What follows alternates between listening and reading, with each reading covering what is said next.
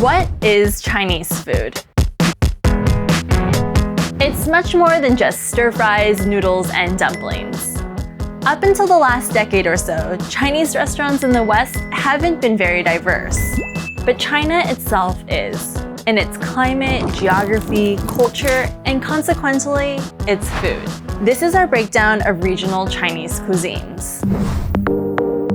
For simplicity's sake, we've divided China into 4 regions: North, South, East, and West. The food in the North, because of the cold climate, is heavy on meat and carbs. The southern seaboard is rich with seafood. And the regions around the Yangtze River Delta in the east are teeming with river fish and crustaceans.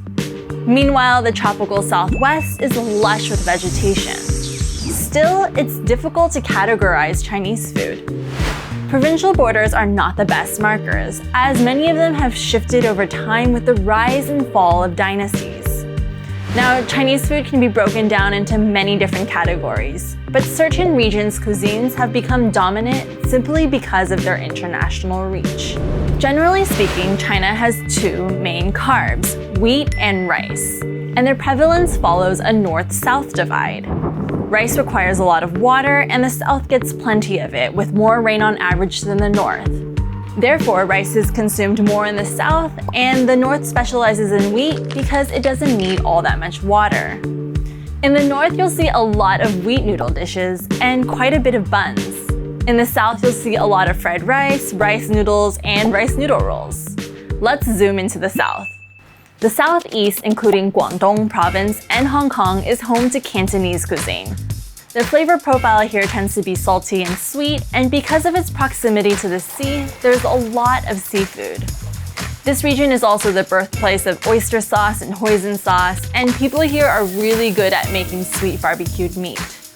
Cantonese cuisine also includes dim sum, a class of small brunch bites powered by steam. Think rice noodle rolls and delicate shrimp dumplings wrapped in tapioca flour. Just above is the east. Among the 4 regional cuisines, it is the sweetest. Fish is deep fried and ladled with sweet and sour sauce, and pork ribs are coated with soy sauce and sugar.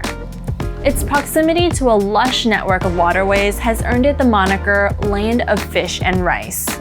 Freshwater fish and crustaceans tend to dominate the menu. It also happens to be the home of soup dumplings, or xiaolongbao, and yangzhou fried rice. Over in the west, you have a lush area that's known for its subtropical climate, pandas, and spicy food. Fresh greens are abundant here, and the flavor profile is spicy and numbing. This is also the home of the Sichuan peppercorn, a Chinese spice that will literally numb the tongue. And finally, we have the north. Leafy greens are harder to find here. Potatoes, eggplant, onions, and cabbage tend to be the plants of choice. Meat is dominant, especially beef and lamb. And because it's a wheat-heavy region, noodles, buns, and dumplings are everywhere. You'll see dishes like lamb dumplings and beef noodle soup.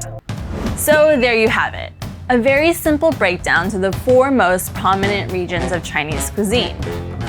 Coming up, we'll be doing a much deeper dive into each of these 4 regions. We've enlisted 4 tour guides and 4 chefs to teach us more about their respective cuisines.